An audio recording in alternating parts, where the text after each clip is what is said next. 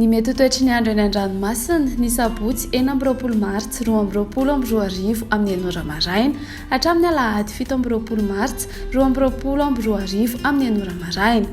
Ho an'ny morontsiraka atsinanana Kapitambra hatrany Akapesta omena amin'ny Akabeny ho avy atsimo atsinanana amin'ny Fitokandrivotra ka ho 9 hatramin'ny 20 km isan'ora.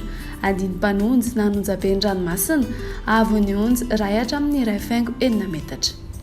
Kapesta hatrany Manoro anorana miatoato ho avy atsinanana andrivotra amin'ny tapany avaratra ka ho 9 hatramin'ny 9 km isan'ora. Ho avy avaratra atsinanana kosa ny Anakafa ka ho 10 km isan'ora. Io vaovao kosa ny faritra rehetra ny any amin'ny faran'ny Fepitaona ka ho 10 km isan'ora. Andiny-panonjy na Anonjaben'ny-ranomasina avy ny onjy ho latsaky ny 1,4 metatra. Mahanoro hatrany Taolagnaro anorana miatoato ho avy avaratra andrivotra ka ho 9 hatramin'ny 9 km isan'ora. Ho avy atsimo kosa ny any atsimon'ny Farafangana ka ho 9 hatramin'ny 9 km isan'ora. Andiny-panonjy na Anonjaben'ny-ranomasina avy ny onjy 1 hatramin'ny 1,5 metatra. Isan-drano madinika avy atsimo any amin'ny tapany atsimo. Taolagnaro hatrany Ankabosantemaria omena amin'ny Akabeny ho avy atsimo na atsimo atsinanana andrivotra ka ho 9 hatramin'ny 9 km isan'ora. Hatratra 20 km isan'ora izany indraindray.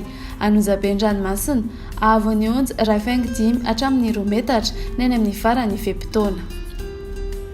Ho an'ny morontsiraka andrefana Kaposantemaria hatrany Akabosavantsan andrahoana amin'ny tsitokotoko na ibalikan'ny masoandro ho avy atsimo atsinanana andrivotra ka ho 20 hatramin'ny 17 km isan'ora.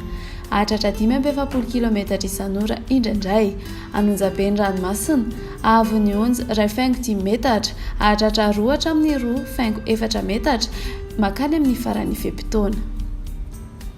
Kaposavantsan hatrany Akabosantandré omena amin'ny Akabeny ho avy atsimon'ny Fitokandrivotra ka ho 9 hatramin'ny 19 km isan'ora.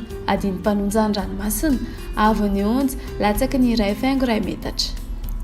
Kapos-Saint-André hatrany Analalava anorana tandrifon-drahona metara ikotrika ny maraina. Ho avy atsimo na atsimo andrefana amin'ny Fitokandrivotra ka ho 9 hatramin'ny 19 km isan'ora. Ho ton'ny ranomasina avy ny onjy latsaky ny 2 metatra. Analalava hatrany Kapitambra anorana tandrifon-drahona metara ikotrika ny maraina.